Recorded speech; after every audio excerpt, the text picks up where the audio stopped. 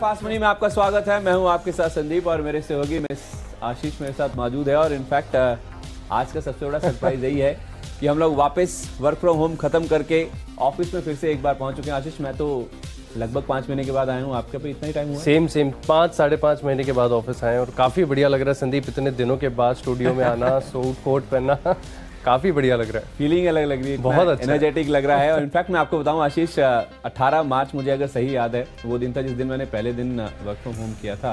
और आज 17 अगस्त है, तो ऑलमोस्ट आप कह सकते हैं 5 महीना लंबा टाइम बीत गया।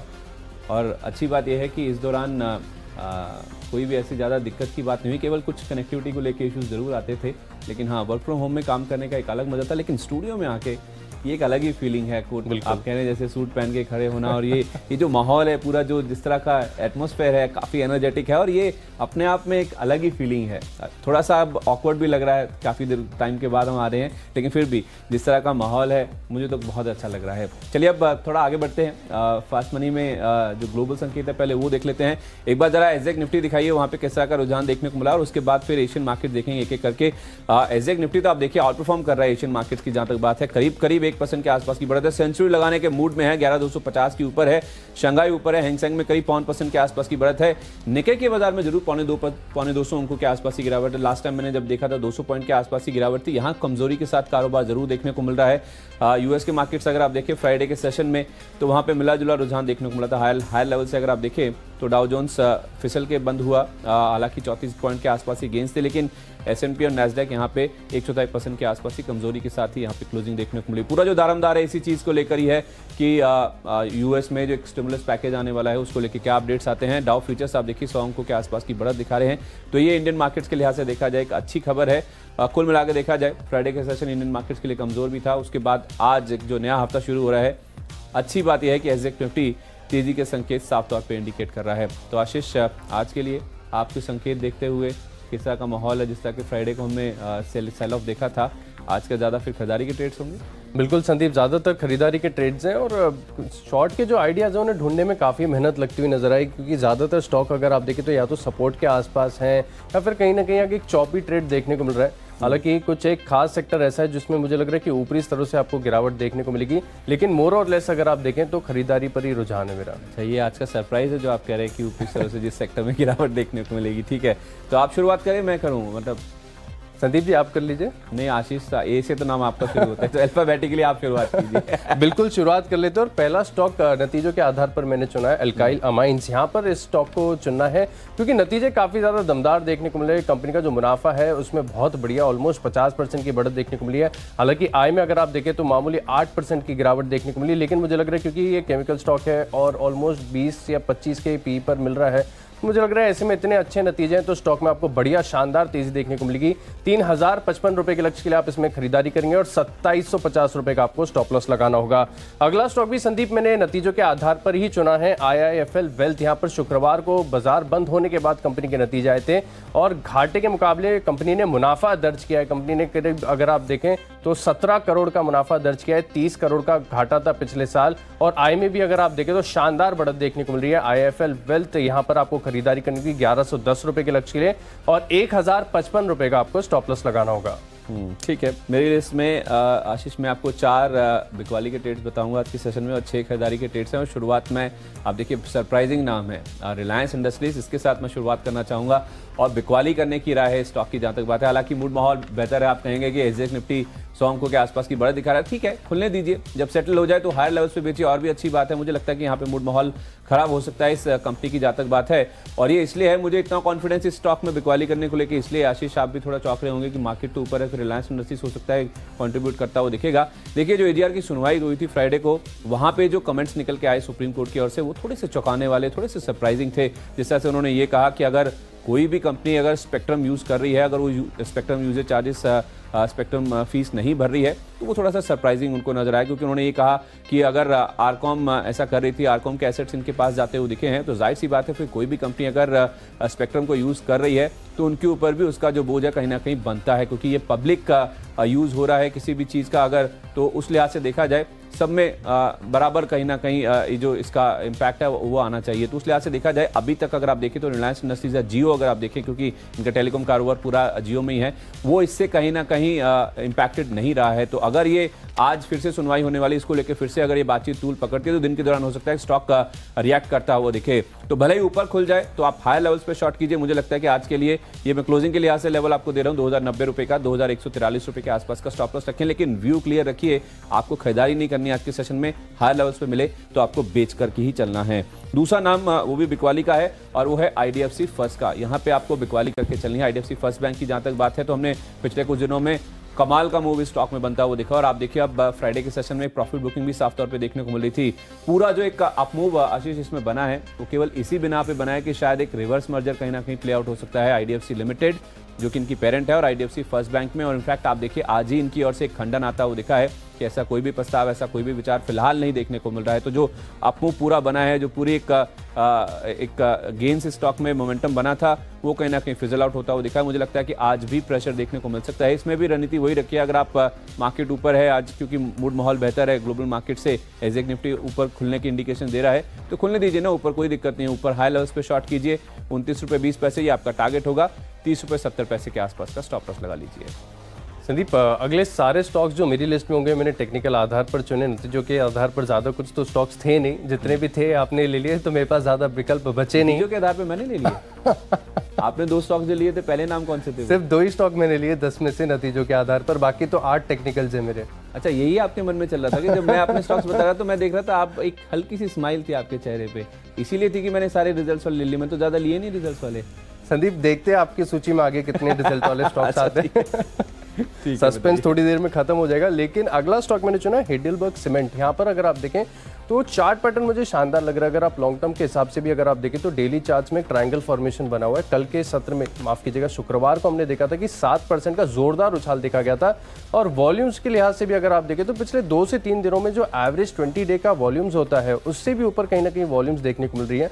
इसमें मुझे लग रहा है कि आज आपको एक कंटिन्यूएशन मूव आते हुए दिखेगा। जब भी एक ब्रेकआउट होता है तो फॉलो ऑन एक कंटिन्यूएशन मूव देखने को मिलता है स्टॉक्स के अंदर। हाइडेलबर्ग सीमेंट यहाँ पर खरीदारी करनी होगी। हालांकि ज्यादा तेजी की उम्मीद नहीं कर रहा हूँ क्योंकि शुक्रवार के सत्र में ऑलरेडी 7% चल चुका है, लेकिन 192 की क्लोजिंग है। 202 रुपए तक मुझे लग रहा है कि आराम तक ये जा सकता है यहाँ पर, लेकिन 188 रुपए का जो स्टॉप लॉस है वो जरूर लगाना होगा। अच्छा, एक और छोटा टिकट साइज का स्टॉक है मेरी लिस्ट में आज, RVNL। यहाँ पर खरीदारी करनी होगी। इसके टेक्निकल चार्ट्स में देख रहा था और कहीं ना कहीं अगर आप देखें तो बढ़िया बेस बना हुआ है स्टॉक के। अगर आप देखें तो जो मौजूदा भाव है और शुक्रवार को जिस तरह से हमने देखा था कि एक बढ़िया मूव देखने को मिला था, और खबर भी है कि आज ये कुछ रेलवे प्रोजेक्ट्स के लिए बड़ी जो बोलियां हैं वो लगाते हुए नजर आएंगे, तो एक सेंटिमेंटल इंपैक्ट भी देखने को मिलेगा। छोटे टिकट साइज का स्टॉक है तो मुझे लग रहा है कि यहाँ पर ट्रेडर्स जो है जंप करते हुए नजर आएंगे। प्री ओपनिंग में 23.5 रुपए के लक्ष्य के लिए आप इसमें खरीदारी करेंगे और 21 रुपए 75 पैसे का स्टॉप लॉस जरूर लगाना होगा। इसमें इनफैक्ट पिछले हफ्ते आशीष काफी अच्छा मूव बनता हुआ दिखा भी था। फ्राइडे भी आप जैसे देख रहे हैं 10% के आसपास की तेजी स्टॉक में बनी थी। हो सकता है अप मूव यहाँ पे कंटिन्यू रहे। मेरी लिस्ट में जो तीसरा नाम है वो बिकवाली का ट्रेड है। जैसे मैंने कहा था 4 स्टॉक्स बिकवाली के हैं। टाइटन ये अगला नाम है, यहाँ पे आपको बिकवाली करके चलनी है। 1100 रुपये के आसपास की क्लोजिंग हमने फ्राइडे के सेशन में देखी थी। इनफैक्ट पता नहीं आशीष, मुझे समझ नहीं आ रही कि जो कोरिलेशन है, जब भी क्रूड माफ कीजिए, जब सोना चलता है स्टॉक चलता है, सोना जब नीचे आता है तो स्टॉक में भी नीचे की ओर जो इम्पैक्ट है वो देखने को मिलता है। अब पता नहीं इनके पास इन्वेंट्रीज हैं उसका इम्पैक्ट आता है या तो फिर कुछ फॉरेक्स का हिसाब है, लेकिन हाँ ये तो कोरिलेशन मैंने पिछले कुछ दिनों से काफ़ी बार देखा है कि जब जब सोना चलता है स्टॉक ऊपर जाता है और जब सोना नीचे गिरता है तो यहाँ पे भी कुछ करेक्शन स्टॉक में देखने को मिलता है। और अब आप देखिए, आज हमने आपको सुबह भी बताया कि यहाँ पे सोने में जो गिरावट देखने को मिली है 52,200 के आसपास के लेवल्स देखने को मिल रहे हैं। तो उस लिहाज से मुझे लगता है कि यहाँ पे शॉर्ट करने के मौके जाहिर सी बात है टाइटनर में नजर आते हैं। और वैसे भी अगर आप देखें जिस तरह से मूड माहौल है, कोरोना को लेकर अभी भी जो खबरें हैं, जिस तरह प्रिकॉशन चल रहा है, बहुत जल्द इनके कारोबार में कुछ सुधार देखने को मिलेगा। मुझे उसकी गुंजाइश कम नजर आती है। तो उस लिहाज से 1078 ये आपका टारगेट है आज के लिए। 1112 रुपए के आसपास का आपको स्टॉप लॉस मेंटेन करना है। चौथा नाम जो कि बिकवाली का है वो भी एक हाई बीटा नेचर का है और वो है बजाज फाइनेंस का। यहाँ पे आज बिकवाली करके चले। फ्राइडे के सेशन में भी अगर आप देखें तो अच्छी खासी बिकवाली स्टॉक में देखने को मिली थी। 3% के आसपास की यहाँ पे बिकवाली कमजोरी देखने को मिली थी। मुझे लगता है कि अगर कोई भी बाजार में प्रेशर बनता है, ओपनिंग भले गैप अप हो जाए, अगर हाई लेवल्स पे कोई भी प्रेशर बनता है क्योंकि मूड माहौल अच्छा नहीं है, चाहे आप यूएस चाइना वार्ता की बातचीत कर लीजिए, वहाँ से कुछ डिसाइसिव निकल के सामने नहीं आया। यूएस में जो एक नया पैकेज, जो राहत पैकेज आने वाला है, उसको लेके कोई भी अभी क्लैरिटी नहीं है। तो उस लिहाज से देखा जाए, अगर वॉलिटिलिटी बढ़ती है, हाई लेवल्स पे प्रेशर बना, तो ऐसे कुछ हाई बीटा नेम्स है जिनमें प्रेशर ज़्यादा देखने को मिलेगा। 3270 ये आपका टारगेट प्राइस है आज के लिए बजाज फाइनेंस की। जहाँ तक बात है 3360 रुपये के आसपास का स्टॉप लॉस जरूर मेंटेन कीजिएगा स्ट्रिक्टली। पांचवा स्टॉक है मेरी लिस्ट में पॉलीकैब। यहाँ पर आपको खरीदारी करनी होगी। और संदीप, जैसा कि हम सुबह बात भी कर रहे थे कि ये स्टॉक है, लगातार हम देख रहे हैं कि जो टेक्निकल एनालिस्ट है इनके रडार पर आ रहा है, क्योंकि जिस प्रकार का पैटर्न बना हुआ है और थोड़े दिनों का जो कंसोलिडेशन है उसके ऊपर ब्रेकआउट है, और टेक्निकली ये देखें, फंडामेंटली ये देखें, तो कंपनी बहुत मजबूत है, मुझे काफी बढ़िया लगती है। थोड़ा सा बायस मुझे अगर सही याद है, कई लोगों ने रिकमेंड किया है पिछले हफ्ते में ही। शायद विकास सेठी साहब ने किया, राहुल शर्मा जी हमारे साथ 12:30 के शो में जुड़े थे, उनकी लिस्ट में भी था, एक दो लोगों की और भी लिस्ट में है। तो शायद मुझे लगता है कि जो भी टेक्निकल्स को फॉलो करते हैं उन सबके रडार पे स्टॉक आ रहा है। तो आप भी फॉलो करते हैं टेक्निकल्स? बिल्कुल संदीप, और बहुत बढ़िया स्ट्रक्चर बना हुआ है। और आप देखिए कि कंपनी ने इतना अच्छा प्रदर्शन किया, इतनी दिक्कतें हुई, कोरोना, लॉकडाउन, सब कुछ, लेकिन आप देखिए अभी भी अपने IPO प्राइस के ऊपर है और लगातार सस्टेन कर रहा है अब। लेकिन जिस जंक्चर पर है ये स्टॉक, मुझे लग रहा है कि यहाँ से एक बड़े ब्रेकआउट की उम्मीद है। 897 रुपये के लक्ष्य के लिए आप इसमें खरीदारी करेंगे और 870 का आपको स्टॉप लॉस लगाना होगा, केवल 6 रुपये नीचे, क्योंकि स्टॉक थोड़ा चल गया है, इसलिए थोड़ा एकदम टाइट स्टॉप लॉस मैं सुझा रहा हूँ 6 रुपये नीचे का, लेकिन आप यहाँ पर खरीदारी कर सकते हैं। अच्छा, अगर मैं इसके बेसिस पे अगर समझना चाहूँ, अगर आशीष आप कह रहे हैं कि पॉलीकैब चल रहा है, इतनी दिक्कतें थी, सब कुछ हुआ, तो इसका एक पीयर है हेवल्स, जो कि जिसने अंडर परफॉर्म किया, अभी तक कुछ ज़्यादा एक्शन वहाँ पे नहीं देखने को मिला है। तो अगर ये पॉलीकैब चला है और भी चलना है, अगर आप कह रहे हैं, तो क्या हेवल्स में भी मूव आने की गुंजाइश है? उसके चार्ट देखे आपने? नहीं, चार्ट तो मैंने नहीं देखे, लेकिन जो स्ट्रक्चर है, स्ट्रक्चर सिमिलर देखना है, एक ही जैसा कारोबार है वो थोड़ा बहुत कहीं ना कहीं इम्पैक्ट, लेकिन हैवेल्स काफी ज्यादा डाइवर्सिफाइड है। आप पॉलीकैब को अगर देखें तो इतना डाइवर्सिफाइड नहीं है, और जिस तरीके की, क्योंकि रीसेंट लिस्टिंग है, तो कहीं ना कहीं यूफोरिया भी बना रहता है इसमें। एंड हैवेल्स में कहीं ना कहीं अगर आप देखें तो थोड़ा सा एक कॉशियस, इतने बढ़िया मूव आते नहीं उसमें। ठीक है, पांचवा स्टॉक जो मेरी लिस्ट में है, इनफैक्ट अब बिकवाली के ट्रेड्स खत्म हो चुके हैं, मैं अब आपको खरीदारी का ट्रेड बताता हूँ। पहला नाम है एल्फेजियो का। ये स्टॉक आप देखेंगे, अभी कहेंगे ये क्या नाम है, ज़्यादा करके इसकी बातचीत होती नहीं है। ये क्रूड से रिलेटेड या तो फिर जो ऑफशोर सेवाएं देने वाली जो कंपनीज हैं उनसे जुड़ी हुई कंपनी है। और इनफैक्ट आप क्रूड के एक बार अगर आप एक क्रूड के प्राइजेस दिखा पाएँ, $45 के आसपास मैंने ब्रेंट के प्राइजेस देखे हैं। और जिस तरह से एक बैठक होने वाली ओपेक की, उससे पहले अगर आप देखें तो ओपेक क्रूड में देखिए $45 के आसपास के लेवल से आधे % के आसपास की मजबूती है। तो उसका जो इम्पैक्ट है वो कहीं ना कहीं जितनी भी ऑफशोर सेवाएं देने वाली जो कंपनीज हैं उनमें one of the best name है। अगर आप एल्फेजियो की बातचीत करें तो मुझे लगता है कि हाल फिलहाल कोई बहुत ज़्यादा मूवमेंट आया भी नहीं है, तो आज हो सकता है कि एक क्रूड के बेसिस पे यहाँ पे अच्छा उछाल देखने को मिल सकता है। 172 रुपये ये आपका टारगेट प्राइस है, 166 रुपये के आसपास का आपको स्टॉप लॉस मेंटेन करना होगा। संदीप, बिल्कुल 10 स्टॉक पूरे हो गए हमारी लिस्ट के। रिकैप कर लेते हैं, जल्दी से देख लेते हैं। शुरुआत की थी मैंने 5 जो है स्टॉक्स खरीदारी के बताए। अल्काइल अमाइंस, यहाँ से आपको खरीदारी करनी है, नतीजे काफ़ी बढ़िया देखने को मिले, इसके चलते यहाँ पर तेज़ी देखने को मिलेगी। IIFL वेल्थ, आय मुनाफा दोनों में शानदार बढ़त है, खरीदारी करके चल सकते हैं। हीडलबर्ग सीमेंट, यहाँ पर भी अगर आप देखें तो स्टॉक 202 रुपये तक जा सकता है। RVNL फोकस में है, पिछले हफ्ते काफ़ी इंटरेस्टिंग मूव दिया था, मुझे लग रहा है कि आज के सत्र में कंटिन्यूएशन मूव देखने को मिलेगा। 23.5 रुपये के लक्ष्य के लिए खरीदारी करेंगे। और टेक्निकल एनालिस्ट का फेवरेट पॉलीकैब, यहाँ पर 897 रुपये के लक्ष्य के लिए आप खरीदारी कर सकते हैं। मैंने आपको 4 बिकवाली किया और एक खरीदारी का ट्रेड बताया था। मैंने शुरुआत रिलायंस इंडस्ट्रीज के साथ करी थी। ये जो पूरा AGR को लेकर जो मामला चल रहा है, सुप्रीम कोर्ट में सुनवाई चल रही है, उसका जो इम्पैक्ट है वो कहीं ना कहीं जियो के लिहाज से देखें, क्योंकि जो सुप्रीम कोर्ट की ओर से जो अपडेट्स आ रहे हैं वो कहीं ना कहीं जियो के लिए थोड़े से डिस्टर्बिंग मुझे नजर आते। तो हाई लेवल्स पे खुल भी जाए तो शॉर्ट करे 2090 रुपये का टारगेट होगा। IDFC फर्स्ट बैंक फ्राइडे को भी गिरा था, आज भी हो सकता है प्रॉफिट बुकिंग हावी रही तो 29 रुपये 20 पैसे के टारगेट आ जाएंगे। टाइटन, जिस तरह से गोल्ड के प्राइसेस नीचे आ रहे हैं, उसका इंपैक्ट नेगेटिव साइड पे देखने को मिल सकता है।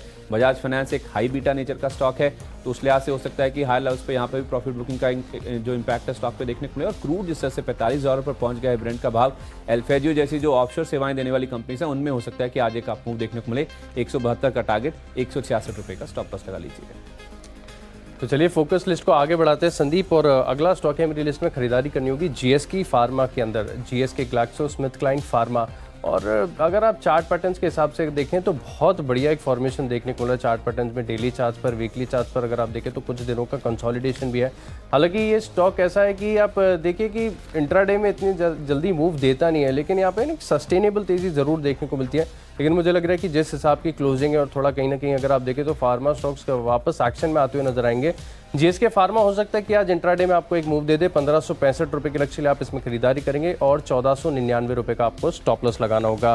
पहला स्टॉक है मेरी सूची में बिकवाली करने का भारतीय एयरटेल। मेरे हिसाब से संदीप ये ऑलमोस्ट पिछले एक हफ्ते में अगर आप देखें तो मैंने तीसरी बार इस स्टॉक को रिकमेंड किया बिकवाली करने के लिए, क्योंकि आप डेली चार्ट्स को देखें, प्लॉट करके देखें तो एक चैनल फॉर्मेशन बना हुआ है जिसमें लगातार अगर आप पिछले 1.5 हफ्ते से देखें तो निचले स्तर पर ही ये कंसोलिडेट कर रहा है। अब फाइनली जो है यहाँ पर जो शुक्रवार के सत्र में बिकवाली हुई थी 1-1.5% की, इसने जो सपोर्ट है सपोर्ट को नीचे तोड़ दिया और मुझे लग रहा है कि यहाँ पर आपको एक नीचे की तरफ मूव देखने को मिलेगा। 529 रुपए के आसपास की क्लोजिंग है, मुझे लग रहा है 514 रुपए तक भारतीय एयरटेल फिसल सकता है।